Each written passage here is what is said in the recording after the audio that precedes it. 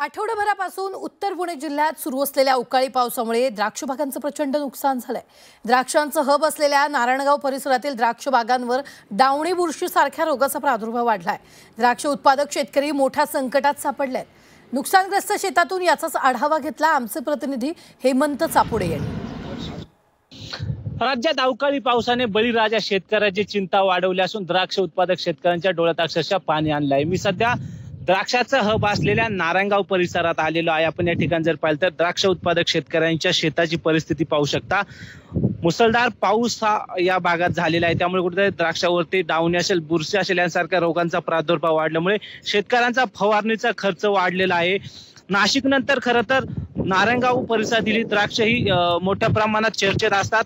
निर्यात होणारा द्राक्षाचा भाग जर पाहिला तर या भागातनं मोठ्या प्रमाणात द्राक्ष सुद्धा निर्यात केले जातात। मात्र सध्या द्राक्ष उत्पादक शेतकरी संकटात सापडलेला आहे। काय परिस्थिती आहे? मोठ्या प्रमाणात पाऊस बरसलेला आहे साहेब। आता पाऊस मे पासून पाऊस चालू आहे, त्यामुळे काडीमध्ये घड निर्मिती झालेली नाही आणि जे लहान घड होते ते घड पण आज या पावसाच्या वातावरणामुळे जिरतायत आणि यावर्षी द्राक्ष सीझन हा 100% फेल होण्याच्या परिस्थितीमध्ये आहे।